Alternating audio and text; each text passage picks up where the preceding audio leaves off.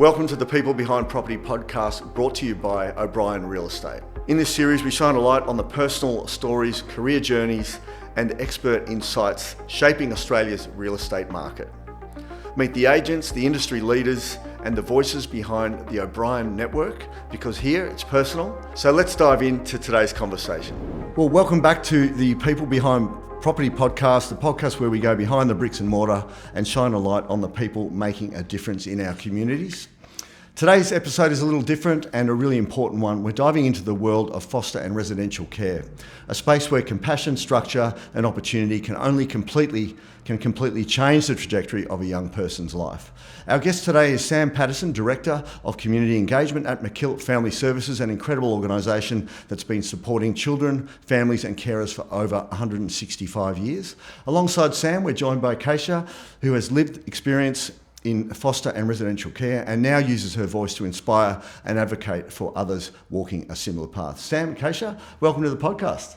Thanks so much, Andrew. Thanks for a great introduction. No worries. It's great to have you both here, and really looking forward to this conversation because MacKillop is renowned for all the work they do, and we'll talk a little bit about that as well. So, Sam, let's start from the big picture. For those that might not know much about MacKillop Family Services, what's at the heart of what MacKillop actually does? Oh, look, I think the heart of our work is a belief that every child deserves to grow up in a safe, supportive home and have access to education so that they can really set themselves up for a really good future. So we do that with really three main types of programs. We do family support programs for families that are struggling to provide that safe home.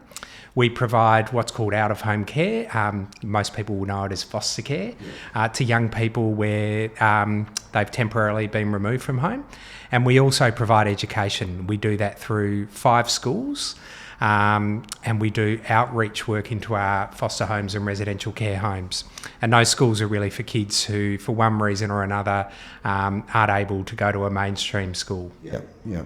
Fantastic. And I think I said to you before, I don't have a lot of awareness around this, so this is really important to kind of get some insight here. There's often a lot of misunderstanding around foster care and residential programs.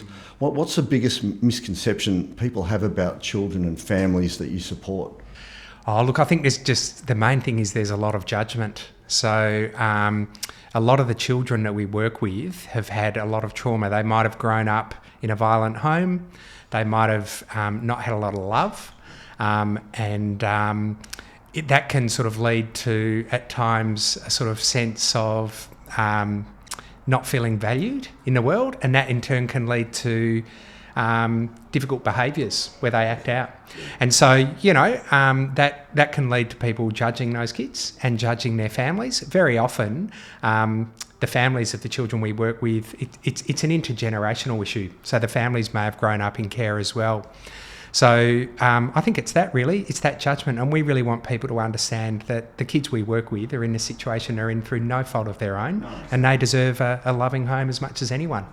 They certainly do. And for the families who open up their homes and hearts, what are some of the unseen challenges they face? You just touched on them a bit.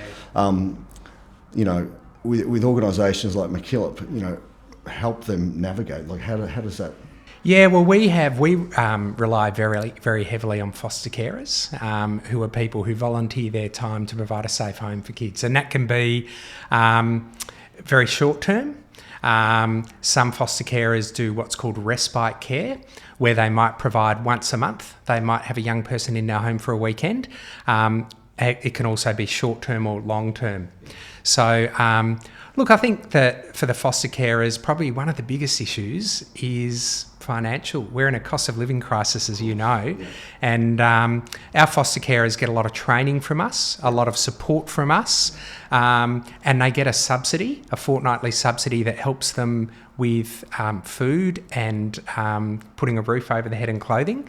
But there's a lot more to thriving as a child, isn't there? The opportunities, participating in extracurricular activities that are really, there's not a lot of support. So carers are struggling at the moment to be able to provide that support to kids.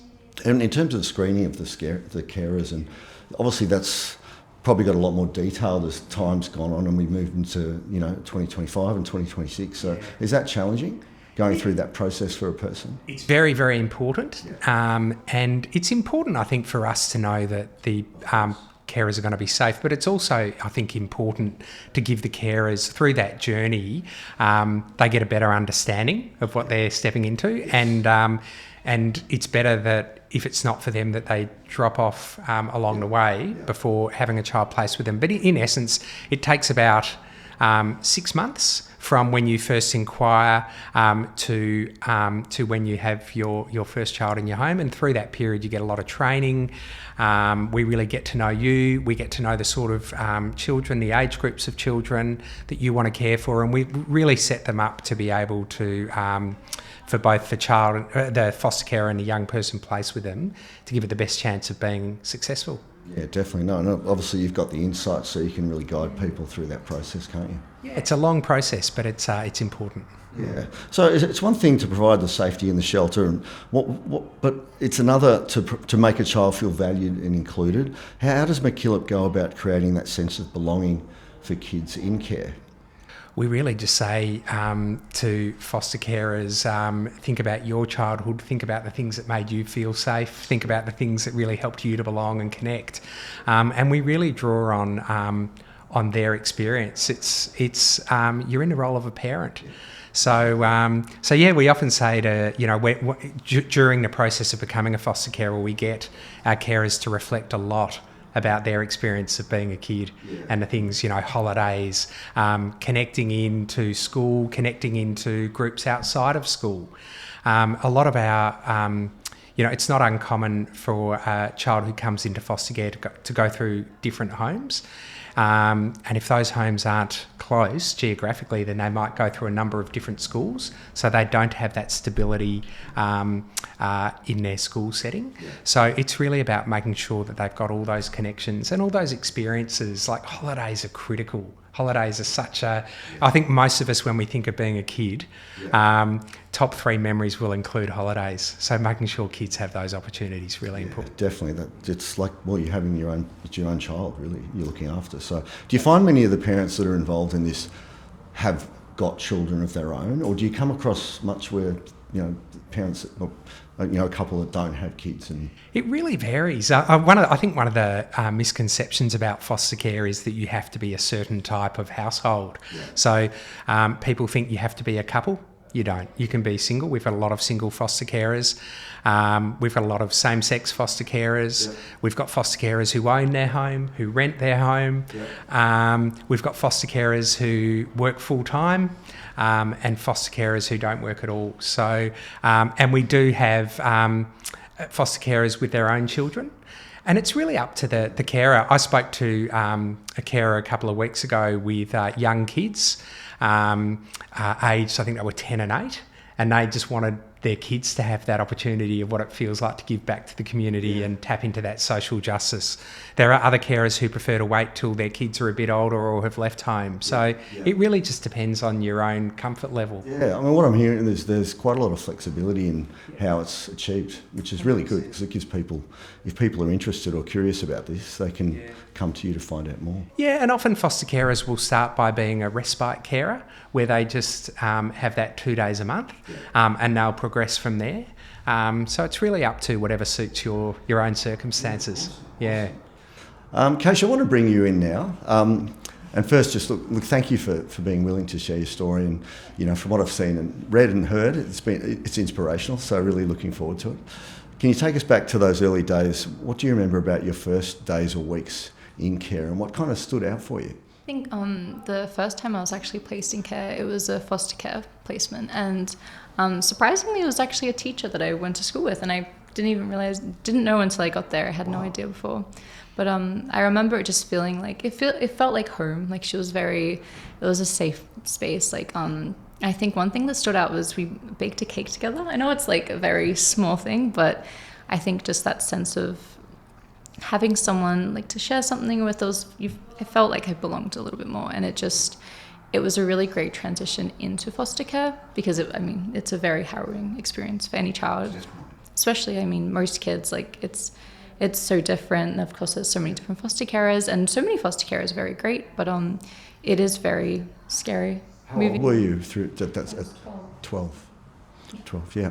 I know it must have been like an enormous adjustment.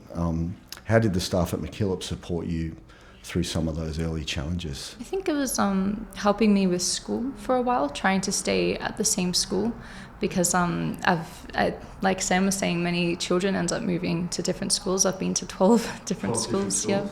In from the age of 12? From prep until year 12, so just many different schools. And then, yeah.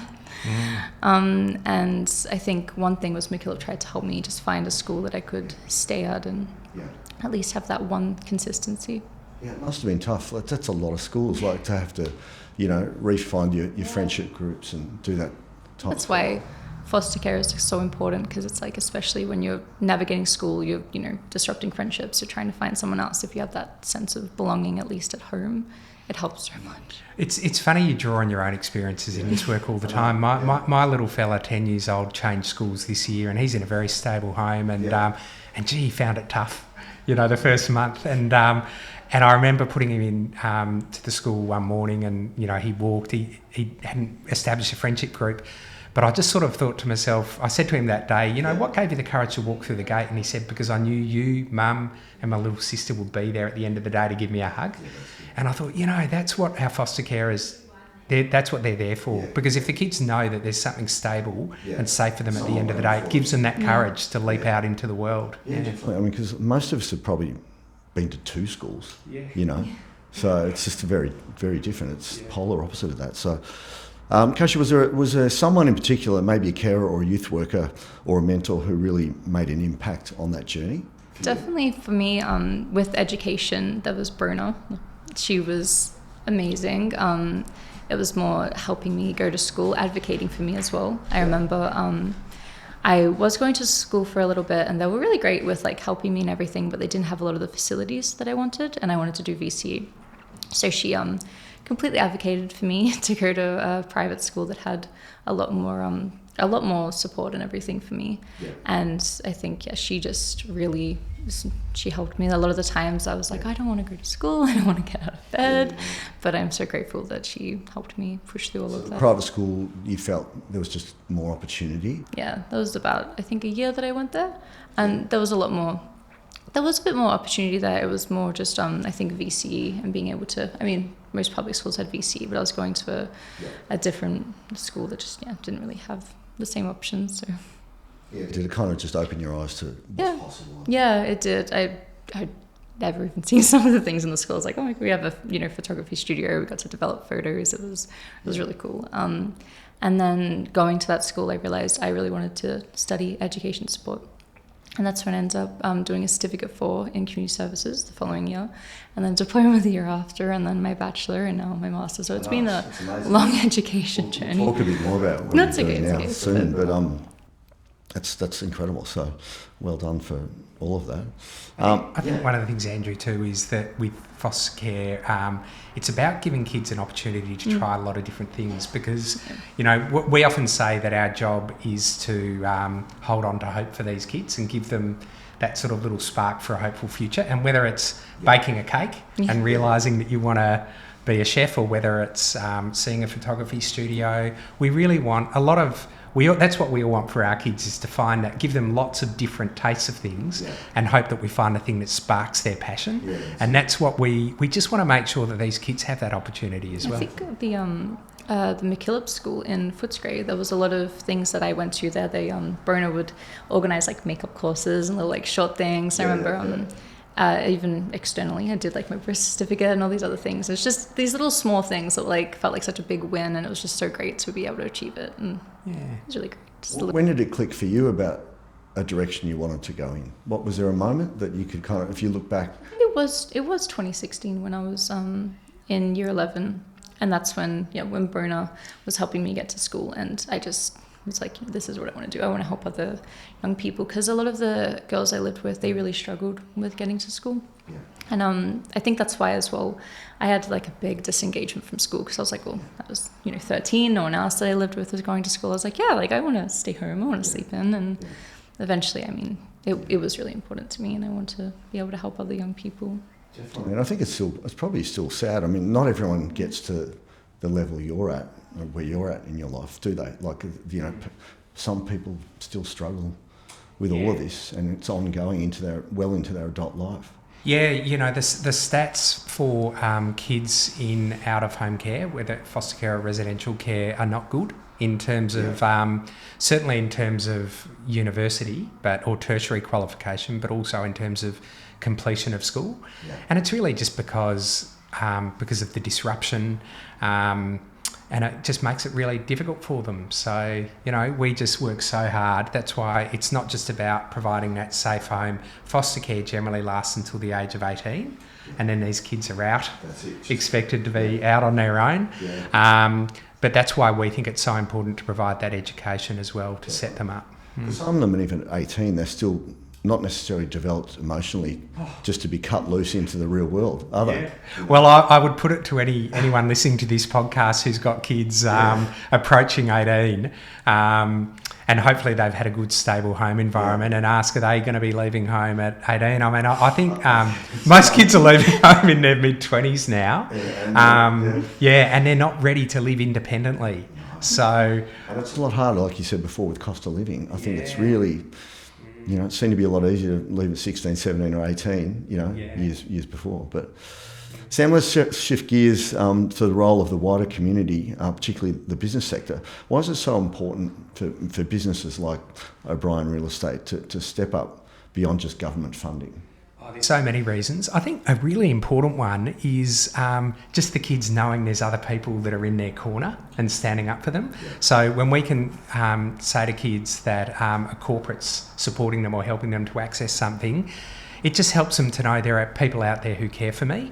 Yeah. But it's also, as you know, recently we came to O'Brien and said, foster carers are telling us that one of the things that they don't have the funding for and they're struggling with is swimming lessons. Yeah, yeah. And I remember when I first became a parent, a good mate of mine said, the most important thing as a dad in Australia you can teach your children is how to swim, because they're going to be doing a lot of it. Oh, and I've taken that to heart and given my kid that opportunity, but it's not cheap.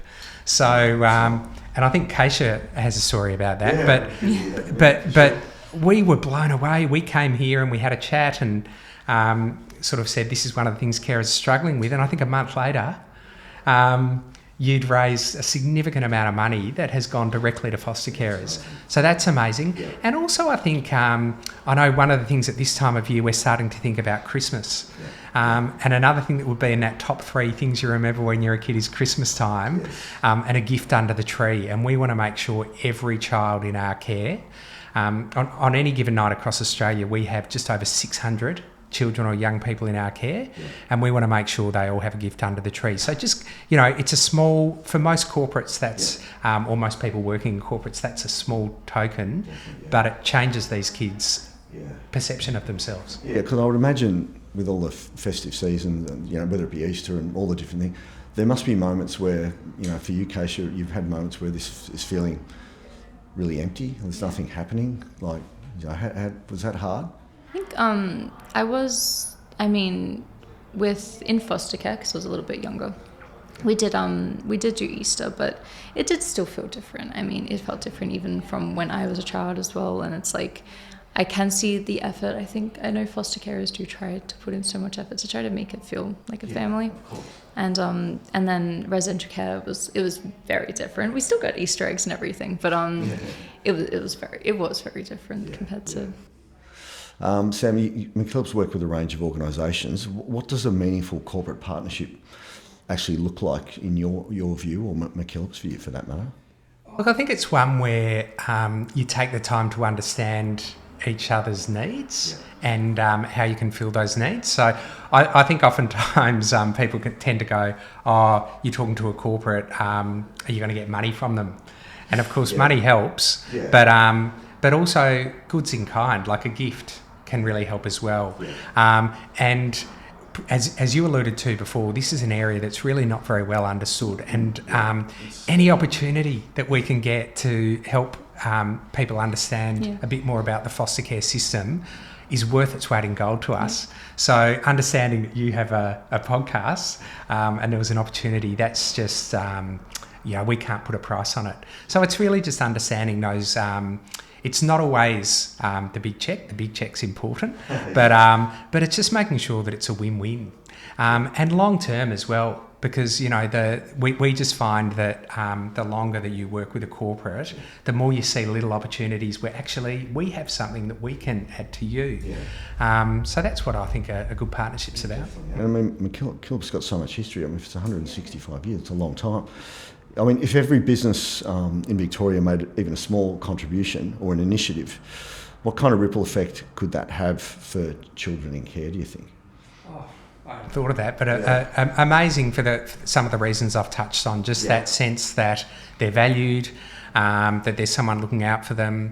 I think one of the big issues that we're struggling with at the moment is that that transition out of care into adulthood, which currently happens at 18. There's been a few little pilots where that's been extended. So there's a pilot here in Victoria of a program called the Home Stretch that extends foster care to the age of 21, and that really just ensures that foster carers have the financial support. As oftentimes foster carers at age 18, they might want to continue to support the child, but they don't have the financial means to. So yeah, it can just provide that extra bit of stability, that extra sense of self-worth, and help us to sort of maybe trial some other innovative. We've always got ideas about how we can make care better for kids, but often the stumbling block is financial, so it can help us. Yeah. Definitely, it's a good answer. Kaisha, looking back now, what lessons or values have you carried forward from your time with MacKillop? For me and myself, it was more persistence, especially with school, with anything really, just persisting with things, and I think it got me through so much. And I still... without that, it's pretty tough, isn't it? So, yeah. Were there any specific opportunities like education programs or training or community involvement that helped you find direction after leaving care? Oh, after care. There was, I can't remember the name of it. There was another organisation that helped a lot with education still after school. After I turned 18. And they helped with like my bachelor, and I remember finding the price of textbooks for my course. I was, oh my goodness. And they helped with funding for that, and I think geez, it was like thousands of dollars. I mean, even the courses aren't cheap. Yeah. Jeez. That helped a lot. And I think since then, after turning 18, there's not too much. It's a very limited kind of space. I think we often find that though that the relationships that you referenced Brona before, and I know you're still in touch with Brona, so I think that's important as well, to have those really strong relationships that continue on. And you need to be a bit careful about boundaries, but you just know that person's there if you just need that extra bit of help.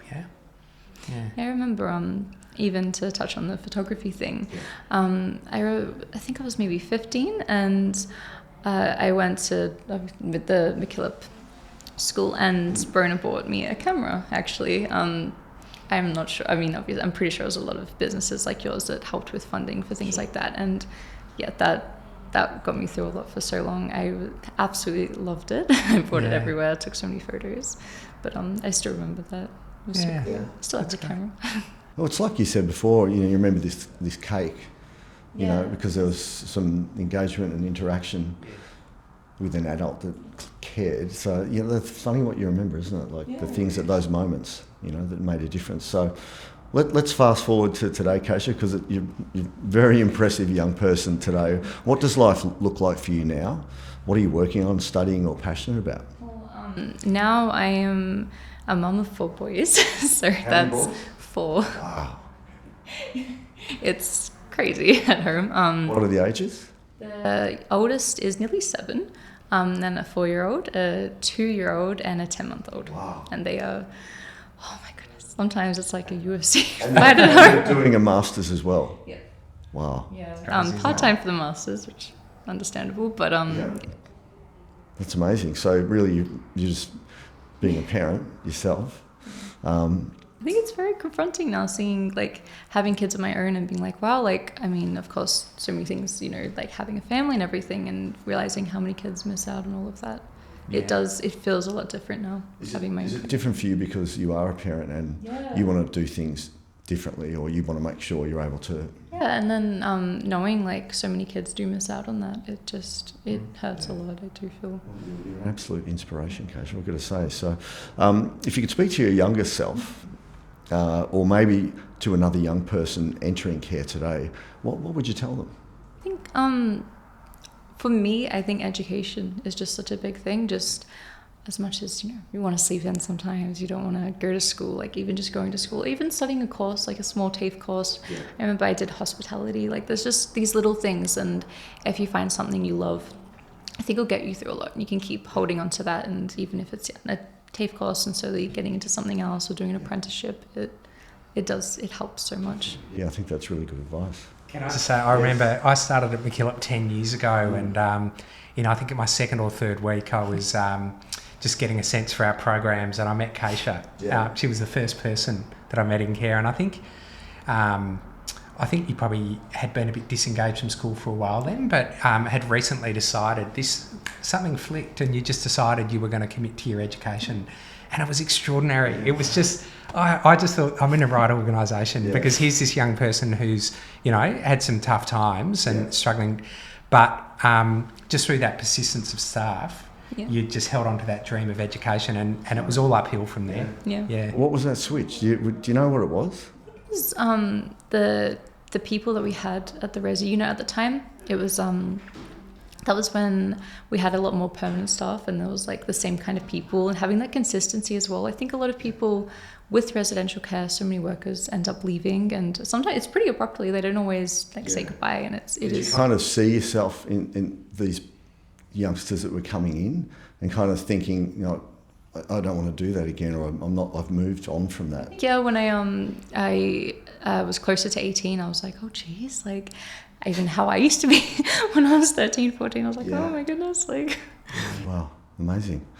And finally, what do you wish more people understood about young people growing up in the residential care system? I think there is a big bias towards people in out-of-home care, and I think despite that, like everyone just wants a stable home. They want a loving family, and as much as so many kids don't necessarily seem like that, some of them have a bit of a hardened exterior, they do want that stability, and knowing that they're still a kid, like they've still got hopes, they've still got dreams, even if they don't talk about them often. Like there is, having those workers, having someone to support them, it does help so much, and it means a lot. Definitely.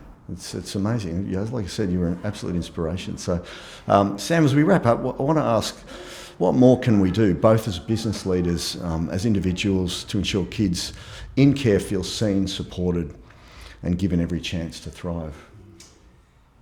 Well, because a lot of it comes down to that judgment issue. We talk at MacKillop, there's this jargon word called trauma-informed care, but what that really means is when you see someone, don't ask what's wrong with them, ask what's happened to them. And we do a lot of talks to schools, and that's one of the bits of advice we give to kids, because we know from talking to people like Kaisha that we're really trying to support Kaisha to remain at school, but kids can make it a pretty tough place as well when they find out that somebody's in out-of-home care. So, but when you give them that message, talk about empathy, talk about this person isn't here through any fault of their own. Get to know them, get to know what's happened to them, and get to know what sort of supports they need. So it's really just about being empathetic and listening and not judging. But also, just as I said before, little things like look out for organisations like MacKillop. There are always innovative programs that if you have a chat to us, that we just need a little bit of financial support to get off the ground. So always looking for that financial support as well. Yeah, definitely. Yeah. I mean, kids can be quite cruel, especially in groups. Did you find, kind of growing up, if people kind of knew you were in out-of-home care, like, was that hard to navigate? Were people, understanding? I mean, talking really about kids and friendship groups. Most people were pretty understanding. I think not many people knew quite what it was at all. I mean, even nowadays, most people are like, what is residential care? So I always love talking about it. I'm like, oh, this is what it is. I think I was quite lucky in the regard that most people were pretty welcoming and understanding. I think so many people were just so curious that they were like, they wanted to know more. I'm sure you've held your own right through your childhood anyway, that's for sure. So Sam, how do you see partnerships like the one between O'Brien and MacKillop shaping the future of foster care support in Victoria? Well, I think one of the biggest issues that we're facing at the moment in foster care is that it's getting harder to attract foster carers because people don't know much about it. So having platforms like this to be able to tell people a little bit more about it and maybe sow that seed can make a huge difference. Yeah. The other thing is we're losing a lot of foster carers.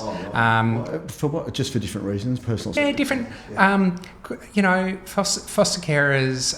Quite often, foster carers aren't from particularly affluent backgrounds. Oftentimes, they might have had a care experience themselves and may not have had great opportunities with education. So the cost of living crisis is really hitting hard on them. Yeah. So again, just those little things that can, the support of O'Brien, for example, to be able to give foster carers the opportunity to give a kid a gift at Christmas time, to connect them into swimming lessons, maybe a sporting club. We all know sporting clubs are so critical in our community as a way of connecting people in. So just those small contributions that can support foster carers, and it might be the difference between a foster carer staying on board and caring for another 5 years and maybe caring for 20 young people, or them leaving the system right now. Is there a shortage of foster carers? 100%. Yeah, no, there really is a shortage at the moment. And I think one of the other things that we've seen is that, when COVID happened, we had this message out in the community, shut down, hunker down as a family, which is the exact opposite of what foster care. You said before, it's about opening your home and your heart. And so I think there's still a bit of a legacy impact of that. I think we're still sort of trying to reconnect to what it means to be a community that embraces everyone.